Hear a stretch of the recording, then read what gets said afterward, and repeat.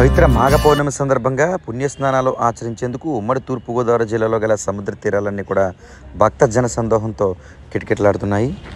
ఏడాదికి ఒకసారి నిర్వహించే ఈ ఆధ్యాత్మిక ఘట్టం పండుగను మించి ఈ కార్యక్రమం సముద్ర తీరంలో జరుగుతుందని చెప్పుకోవచ్చు. ముఖ్యంగా ఒకసారి కాకినాడ జిల్లాకి చూసుకున్నామంటే దానవాయిపేట సముద్ర తీర ప్రాంతం అనేది ఉమ్మడి జిల్లాలోనే అతిపెద్ద సముద్ర తీరంగా పేరుకోవచ్చు. మనం చూస్తున్నాం, ఇసుకేస్తే రాలని విధంగా సముద్ర తీర ప్రాంతం అంతా కూడా లక్షలాది భక్త జన సందోహంతో కలకలాడుతూ కనిపిస్తుంది. దాదాపు వేకుజాం 4 గంటలకే ఈ తీర ప్రాంతానికి సముద్ర స్నానానికి పుణ్యస్నానాలు ఆచరించడానికి భక్తులు రాగా అర్ధరాత్రి నుంచి కూడా గ్రామీణ ప్రాంత ప్రజలు దాదాపు 12 గంటల ప్రాంతంలో కూడా ఈ తీర ప్రాంతానికి చేరుకుని కుటుంబాల సమేతంగా ఆహ్లాదకరమైన వాతావరణంలో ఆధ్యాత్మికంగా గడుపుతూ ఉంటారు. నిజానికి ఈ పౌర్ణమి ఏదైతే మాఘ పౌర్ణమి ఉందో ఆ రోజు వ్యాపారం కూడా పెద్ద ఎత్తున ఈ ప్రాంతంలో జరుగుతుంది.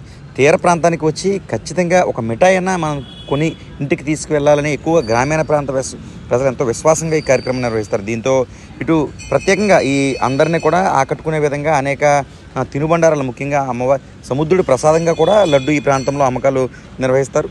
సూర్యభగవానుడు దర్శనం ఏదైతే సూర్యభగవానుడికి రాగానే ఈ పుణ్యస్నానాలు అనేవి ప్రారంభమవుతాయి. ఇటు దానవాయిపేటతో పాటు కాకినాడ జిల్లాకు సంబంధించి కాకినాడ రూరల్, అదేవిధంగా ఇటు ఉప్పాడ సముద్ర తీర ప్రాంతం పుణ్యస్నానాలతో కలకలాడుతూ కనిపిస్తుంది. మరోపక్క అంతర్వేది లక్ష్మీనరసింహస్వామి వారి దివ్యక్షేత్రం ఏదైతే ఉందో రాజోల ప్రాంతంలో కూడా ఈ సముద్ర స్నానాలు వేకుజాం నుంచి కూడా భక్తి శ్రద్ధలతో నిర్వహిస్తున్నారు. నిజానికి ఏడాదంతా ఒక ఎత్తు, ఒక మాఘమాసంలో ఈ మాఘ పౌర్ణమి, మాఘ అమావాస్య నిజానికి ఒకవేళ కుదరకపోతే మాఘమాసంలో ఏ రోజు చేసినా ఈ పుణ్యం సిద్ధిస్తుంది. ప్రధానంగా సముద్రుడి ఆశీస్సులతో పాటు మన దేహానికి సంబంధించి ఎటువంటి చర్మ రోగాలు ఏదైనా ఉంటే ఖచ్చితంగా వైదొలుగుతాయని ఒక విశ్వాసంతో చెబుతుంటారు.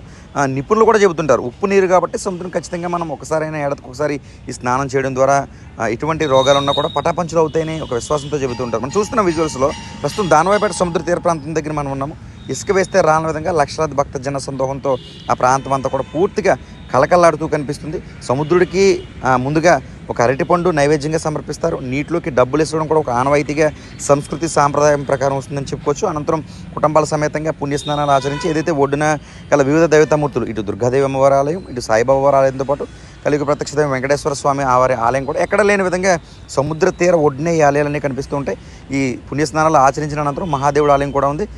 ఈ ఆలయాలన్నీ కూడా దర్శించుకుని తిరిగి మళ్ళీ మధ్యాహ్నం నివాసాలకు చేరుకుంటారు. ఏదేమైనా పుణ్యస్నానాలతో ఉమ్మడి తూర్పుగోదావరి జిల్లా ఉన్న సముద్ర తీరాలన్నీ కూడా కలకల్లాడుతూ కనిపిస్తున్నాయి. జై శ్రీరామ్. ఓం గం గణపతియే నమః. అందరికీ శుభోదయం. ఇవాళ మాఘ పౌర్ణమి, మహా పుణ్యపర్వదినం.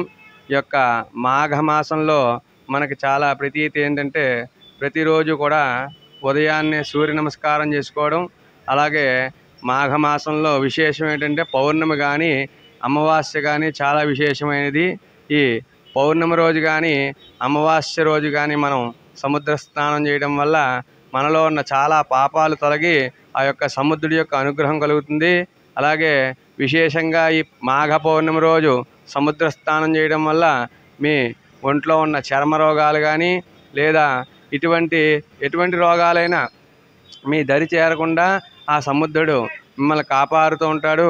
అలాగే ఇవాళ పౌర్ణమి మహాపుణ్యపర్వదినం కనుక ఈరోజు ఆ మాఘ పౌర్ణమి మాఘ స్నానం చేయడం వల్ల సూర్యనారాయణమూర్తి అనుగ్రహం ఉండి మీ యొక్క ఆత్మశుద్ధి కలిగి మీరు ఏ పూజకైనా అర్హులవుతారు. అలాగే ఇవాళ పౌర్ణమి కనుక అమ్మవారు ఎంతో చక్కగా అనుగ్రహం ఇస్తుంది కనుక ఈ పౌర్ణమి రోజు మాఘ స్నానం చేయడం వల్ల అమ్మవారి యొక్క అనుగ్రహం కూడా కలుగుతుంది.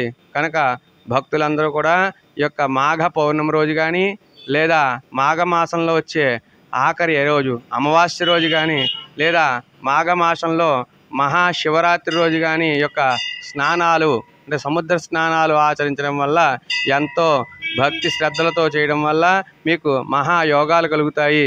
మీకున్న దోషాలన్నీ కూడా పోతాయి. కనుక మీరు అందరూ కూడా సముద్ర స్నానం ఆచరించి ఆ యొక్క భగవంతుడి ఆశీస్సులు పొందవలసిందిగా కోరుకుంటున్నాము. జై